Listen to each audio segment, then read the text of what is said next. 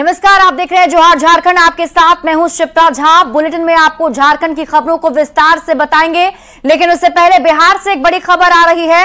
वैशाली से आपको इस वक्त की बड़ी खबर बता दें, यात्री बस में आग लग गई है। चलती बस में आग लगने से हड़कंप मच गया। बीच सड़क पर धू धू कर जली बस, यात्रियों ने कूदकर अपनी जान बचाई है। आपको बता दें, पटना से गोपालगंज ये बस जा रही थी। दमकल की 2 गाड़ी मौके पर मौजूद है, जिसने आग पर काबू पा लिया है। हाजीपुर में गंडक पुल के पास यह हादसा हुआ है। तस्वीर हम आपको दिखा रहे हैं बस की, आप तस्वीर देखें। सबसे अच्छी बात यह है कि इसमें सवार जितने भी यात्री थे वो सभी सुरक्षित हैं, लेकिन आप अगलगी की इस घटना को देखें। ये बस जिस पर सवार होकर लोग जा रहे थे और तभी ये हादसा होता है। आपको बता दें, बस में अचानक आग लग गई। सभी यात्रियों ने कूदकर अपनी जान बचाई है। बीच सड़क पर ही अचानक बस जलने लगी। हालांकि सभी यात्री इसमें सुरक्षित बताए जा रहे हैं, क्योंकि सभी ने कूदकर अपनी जान बचा ली। पटना से गोपालगंज ये बस जा रही थी। तस्वीर हम आपको दिखा रहे हैं उस बस की, जिसमें आप देखिए सब कुछ जलकर खाक हो चुका है। हाजीपुर में गंडक पुल के पास यह हादसा हुआ है। आपको बता दें कि यात्री इसमें सुरक्षित हैं। जितने भी यात्री इस पर सवार थे, उन सभी यात्रियों ने समय रहते ही बस से कूदकर अपनी जान बचा ली है।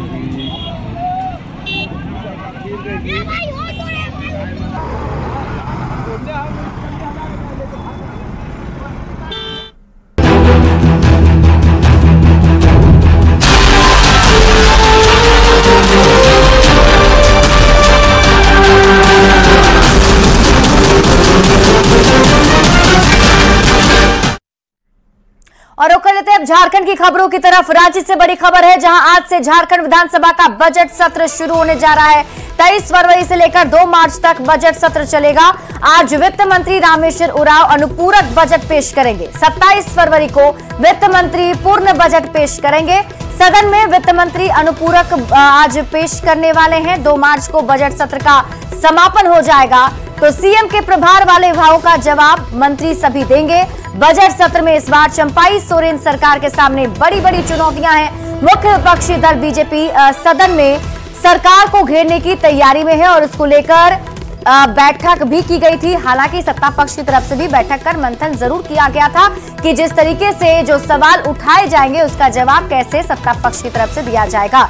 तो बजट सत्र में इस बार चंपाई सोरेन सरकार के सामने बड़ी चुनौती भी है, क्योंकि मुख्य विपक्षी दल कई सारे मुद्दों को लेकर बीजेपी सदन में सरकार को घेरने की तैयारी में जुटी हुई है। आपको बता दें, पेपर लीक कांड मामला हो या फिर लॉ एंड ऑर्डर का मामला हो, इन सभी मामले को लेकर बीजेपी ने पूरी तैयारी कर ली है। हालांकि सरकार की तरफ से भी पूरी तैयारी है कि एक एक जवाब जो है वो दिया जाएगा।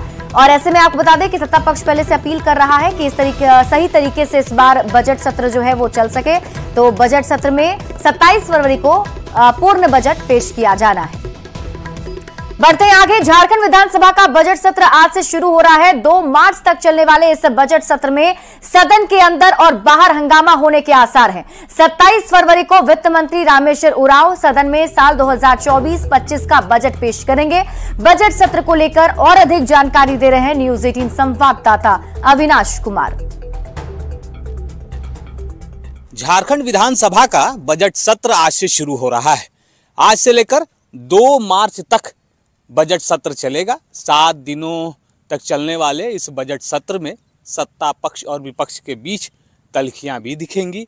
आज पहला दिन है और आज पहले दिन सदन में शोक प्रस्ताव के साथ साथ आज वित्त मंत्री रामेश्वर उरांव अनुपूरक बजट भी पेश करेंगे।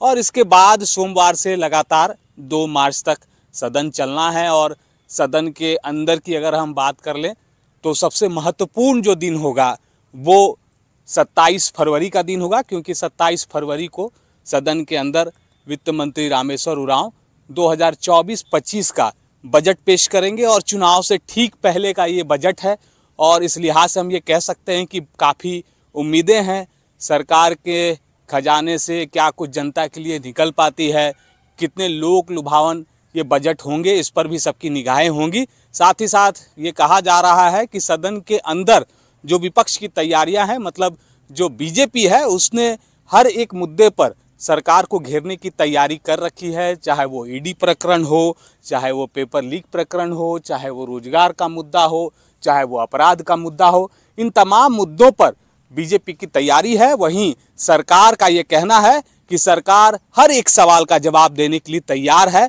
और सदन में सरकार पिछले 4 सालों के कामकाज पर ही बीजेपी के हर एक सवाल का जवाब अपनी योजनाओं के आंकड़ों के माध्यम से देने की कोशिश करेगी। न्यूज़ 18 के लिए अविनाश कुमार, रांची।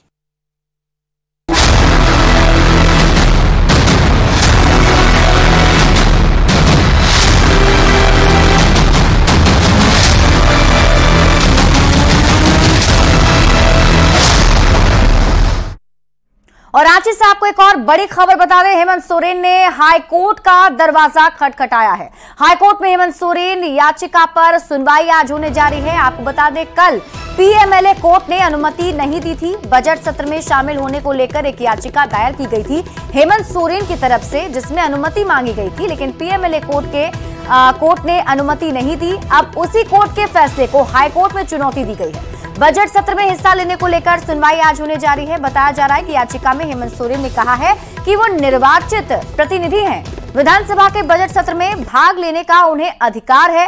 तो ऐसे में वो हाईकोर्ट से अपील कर रहे हैं कि उन्हें बजट सत्र में शामिल होने दिया जाए, इसकी अनुमति मिले, क्योंकि आपको बता दें कि इस सत्र के दरमियान मनी बिल भी पास कराना है और ऐसे में सरकार के सामने ये चुनौती होगी क्योंकि उसमें नंबर्स चाहिए होंगे। और ऐसे में झारखंड हाईकोर्ट से पूर्व सीएम हेमंत सोरेन ने विधानसभा के बजट सत्र में भाग लेने की अनुमति मांगी है।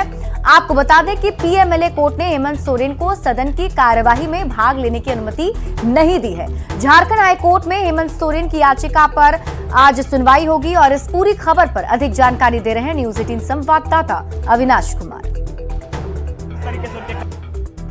झारखंड हाईकोर्ट में पूर्व सीएम हेमंत सोरेन के मामले में आज सुनवाई होगी। हेमंत सोरेन बजट सत्र में भाग ले पाएंगे या नहीं, आज हाईकोर्ट में इस पर सुनवाई होनी है। जो याचिका दायर की गई है उसमें ये प्रे किया गया है कि उन्हें बजट सत्र में भाग लेने की अनुमति दी जाए। आपको बता दें कि जो पीएमएलए कोर्ट है उनके तरफ से ये जो याचिका दायर की गई थी वहाँ ये खारिज हो चुकी है। मतलब पीएमएलए कोर्ट ने इजाज़त नहीं दी है कि हेमंत सोरेन बजट सत्र में भाग लें। जो हेमंत सोरेन के वकील हैं उनका कहना है कि चूँकि वहाँ सदन के अंदर में बजट सत्र है और मनी बिल आना है, इस दौरान एक सदस्य के नाते हेमंत सोरेन को सदन की कार्यवाही में भाग लेने की अनुमति मिलनी चाहिए। लेकिन ईडी के जो वकील हैं उनके तरफ से आपत्ति थी और इसके बाद पीएमएलए कोर्ट ने इसे खारिज कर दिया था। लेकिन आज हाई कोर्ट में इस पर सुनवाई होगी क्योंकि जो याचिका दायर की गई है उसमें स्पष्ट तौर पर कहा गया है कि एक सदन के प्रतिनिधि होने के नाते ये मौका हेमंत सोरेन को मिलना चाहिए। तो ये देखना होगा, चूँकि आज से ही झारखंड विधानसभा का बजट सत्र शुरू हो रहा है और 27 फरवरी को सदन में जो बजट आएगा 2024-25 को लेकर, उस दौरान सदस्यों को रहना ज़रूरी होता है। उसे मनी बिल के तौर पर अगर वोटिंग की अगर हम बात कर लें तो उसमें ये ज़रूरी हो जाता है कि जो सत्ताधारी दल के लोग हैं, उनके सदस्य हैं, वो पूरे स्ट्रेंथ के साथ सदन में रहें। तो वहाँ अब ये देखना होगा कि क्या हेमंत सोरेन बजट सत्र में भाग ले पाते हैं या नहीं ले पाते हैं। हाई कोर्ट की तरफ से उन्हें अनुमति मिलती है या नहीं मिलती है, ये आज फैसला हो जाएगा। न्यूज़ 18 के लिए अविनाश कुमार, रांची। और हमारे साथ अधिक जानकारी के साथ अविनाश लाइव जुड़े हुए हैं, सीधे उनका रुख कर लेते हैं। अविनाश, सबसे पहले तो ये बताएं कि आज बजट सत्र की शुरुआत होने जा रही है, तो उससे पहले क्या कुछ तैयारी रांची में अभी आप देख पा रहे हैं दोनों ही तरफ से, चाहे बात सत्ता पक्षी हो या विपक्ष की?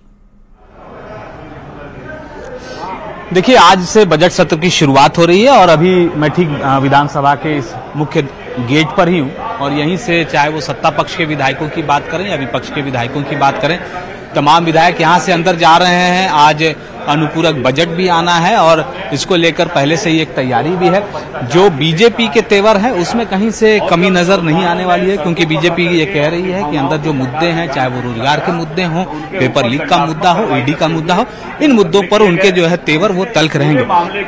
यहाँ जो है वो बीजेपी के जो है अनंत ओझा हैं, उनसे भी जानेंगे कि क्या कुछ तैयारियां इस वक्त चल रही है। अनंत जी, सदन चलेगा कि नहीं? देखिए, प्रदेश के जो सवाल है, जो खास करके आज प्रदेश में गांव के अंदर देखेंगे कि सरकार ने बहुत प्रचारित करके अबुआ आवास के नाम पर लोगों से आवेदन लिया, ग्राम सभा तक कराया और परिणाम क्या हुआ कि वह भी इनका लूट का शिकार बन गई। जैसे खनिज संपदा की लूट हुई, जैसे यहाँ के संसाधनों की लूट हुई, उसी तरह से सरकारी राशि का भी अबुआ आवास के नाम पर सरकारी संसाधनों का भी लूट करने का खेल ये जारी है। कैसे लूट हो रहा है, आपको कैसे लग रहा है? और पीएम आवास जब आपके केंद्र की सरकार ने नहीं दिए, अबुआ आवास की शुरुआत हुई। मैं अपने क्षेत्र में था और आपको जानकर आश्चर्य होगा कि उधवा प्रखंड के पूर्वी उधवा पंचायत में एक ही माँ बाप के 2 संतान, एक संतान को इन्होंने शेड्यूल कास्ट बना दिया और एक संतान को ओबीसी बना दिया। ओबीसी बना करके उसको छांट दिया और एससी बना करके उसका नाम जो 1 नंबर में था उसको 18वां नंबर क्रमांक में डाल दिया। ये इन्होंने आवेदन लिया, ग्राम सभा कराया, ग्राम सभा ने जो नाम दिया, आप किसी भी जिले में चले जाइए, वहां के स्थानीय मुखिया जो ग्राम सभा कराने का काम किया है, कहीं पर भी आपको मुखिया ये नहीं बताने को तैयार मिलेगा कि उन्होंने ग्राम सभा ने पारित करके जो प्रस्ताव भेजा था वो लूट का शिकार नहीं हुआ है। और ये बातें अब सार्वजनिक रूप से आना चालू हो गया, जगह जगह पर इसका प्रतिकार करना भी, ब्लॉक कार्यालयों का घेराव करना चालू हो गया। तो देखिए, इसको लेकर आपत्ति भी हो रही है। लगातार ये कहा जा रहा है कि जो अबुआ आवास को लेकर जो आंकड़े सामने आ रहे हैं और अविनाश, जरा इसको लेकर भी अपडेट बताएं। नाराज कांग्रेस के जो विधायक है उन पर भी नजर है, उनको लेकर क्या अपडेट है? क्या वो आज शामिल होने वाले हैं? वो सरकार पीट रही है। सदन चलेगी अबुआ आवास में, जब काम होगा तभी ना कुछ गड़बड़ी नजर आएगा। अगर कुछ मान लीजिए कि हम कपड़ा पहने ही नहीं तो कपड़ा में दाग कहाँ से आएगा? मतलब आप कह रहे हैं काम हो रहा है तो हो सकता है गड़बड़ी हो, तो कैसे सुधरेगा? कैसे सुधरेगा? अब तो सुधरता ही है, सुधरेगा। उस पर हम लोग आदमी लगेगा, हम लोग लगेंगे, सरकार लगेगी, सुधरेगा। अच्छा, आप लोग अब जो कांग्रेस के विधायक नाराज थे, अब वो खुश हैं? अब कहीं कोई दिक्कत तो नहीं है? अपना बात रखना कहीं गलत नहीं है। हम अपना बात अगर मान लीजिए हमको लगे कि गलती हो रही है, हक अधिकार की बात ही है, तो हमको रखना चाहिए। देखिए, ये कांग्रेस के रामचंद्र सिंह थे और ये कह रहे हैं कि अपनी बात जरूर रखनी चाहिए अगर कहीं कुछ गड़बड़ी हो रही है। और इनका ये भी कहना है, उन्होंने उदाहरण देकर कहा कि जब तक कपड़ा पहने ही नहीं तब तक आप कैसे कह सकते हैं कि कपड़े पर दाग लग गई।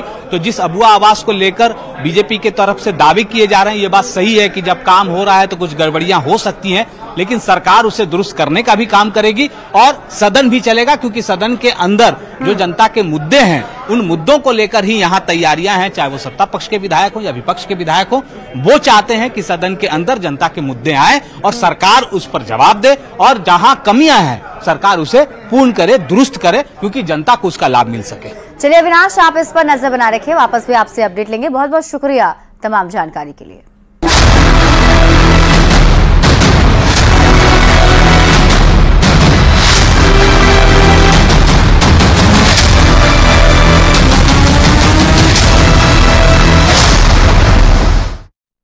और इसी बीच रांची से आपको बड़ी खबर बता दें, चंपाई सोरेन कैबिनेट की आज बैठक होने जा रही है। सदन की कार्यवाही के बाद कैबिनेट की बैठक होगी। शाम 4 बजे सत्र समाप्ति के बाद ये बैठक होगी और इस बैठक में महत्वपूर्ण प्रस्ताव पर मुहर लगेगी। सदन में आने वाले विधेयक की मंजूरी का भी कैबिनेट में प्रस्ताव आ सकता है।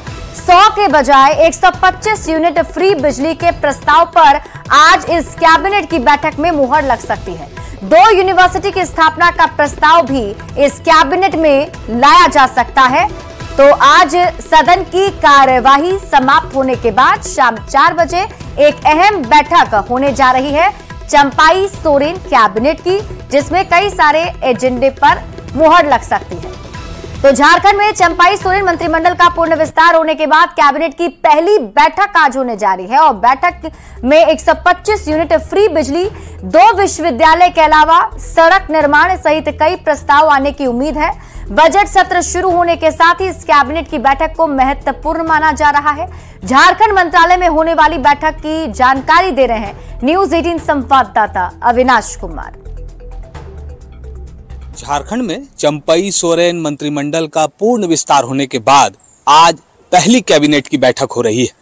आज कैबिनेट की बैठक इसलिए भी महत्वपूर्ण है क्योंकि आज से ही झारखंड विधानसभा का बजट सत्र भी शुरू हो रहा है और आज के अगर हम कैबिनेट की बात करें तो उसमें जो प्रस्ताव आने वाले हैं, खासकर अगर हम बिजली उपभोक्ताओं के लिहाज से उसकी सौगात की बात करें तो लगभग जो पहले 100 यूनिट फ्री बिजली सरकार की तरफ से दिए जा रहे थे उसे बढ़ाकर 125 यूनिट फ्री बिजली का प्रस्ताव आ सकता है।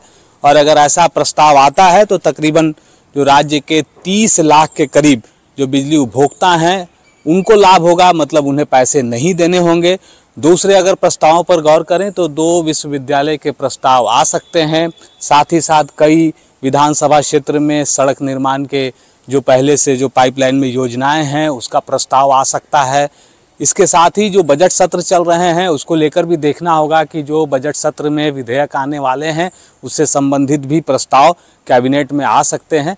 तो आज का जो कैबिनेट है वो बहुत महत्वपूर्ण है, क्योंकि जितने भी झारखंड सरकार में इस वक्त चंपई सोरेन मंत्रिमंडल में जो मंत्री शामिल हुए हैं उन सभी मंत्री को अगर हम देखें उनके विभाग से कई प्रस्ताव आने की उम्मीद है।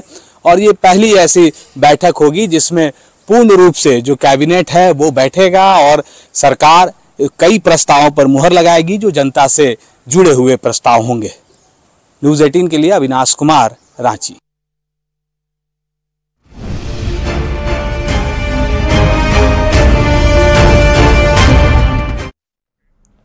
तो इधर भारतीय जनता पार्टी के विधायक दल की बैठक कल गुरुवार को बीजेपी प्रदेश कार्यालय में आयोजित की गई। बैठक के बाद मीडिया को संबोधित करते हुए नेता प्रतिपक्ष अमर कुमार बावरी ने कहा कि पंचम विधानसभा का यह अंतिम बजट सत्र है। नए मुख्यमंत्री चंपाई सोरेन का यह पहला बजट है। ऐसे में इस बार के बजट सत्र को पूर्ण रूप से सफल बनाने का प्रयास विपक्ष की तरफ से किया जाएगा। वहीं सरकार को घेरने के मुद्दे पर उन्होंने बताया कि JSSC CGL पेपर लीक मामले को लेकर विपक्ष सरकार को घेरेगी। इस पूरे मामले पर मुख्यमंत्री से CBI जांच कराने की मांग सदन के माध्यम से की जाएगी। रांची में प्रेस कॉन्फ्रेंस में विपक्ष के नेता अमर कुमार बावरी ने कहा है कि सरकार ने अपनों को बचाने के लिए SIT जांच का आदेश भले ही दे दिया हो, पर यह दिखावा से ज्यादा कुछ भी नहीं है। यह कानून बना करके सिर्फ आईपास करने के लिए, और जब आपको इस कानून को इम्प्लीमेंट करने का समय आया तो आपको बगले झाड़ने के लिए थोड़ी है। तो ये जो भी बातें कह रहे हैं वो सिर्फ और सिर्फ जो मुख्य जो किंग पिन है उसको बचाने के लिए कर रहे हैं। और हम सब लोग इस बात का समर्थन करते हैं कि CBI जांच के अलावा कुछ भी इसमें मंजूर नहीं। और इसी बीच रुक कर लेते हैं बड़ी खबर की। बड़ी खबर आपको बता दें, पीएम मोदी एक बार फिर से बने दुनिया के सबसे लोकप्रिय नेता। वर्ल्ड लीडर अप्रूवल रेटिंग में फिर से नंबर 1 पर पीएम मोदी। अमेरिकी एजेंसी मॉर्निंग कंसल्ट की पहली तिमाही की रिपोर्ट आ चुकी है। भारत में 78% लोग मोदी के कामकाज से संतुष्ट हैं। 2014 से ही प्रधानमंत्री नरेंद्र मोदी शीर्ष पर बने हुए हैं और एक बार फिर से जो रिपोर्ट जारी की गई है उसमें नंबर 1 पर है पीएम मोदी। और फिलहाल इस बुलेटिन में अभी के लिए बस इतना ही। आप देखते रहिए न्यूज़ 18 बिहार झारखंड।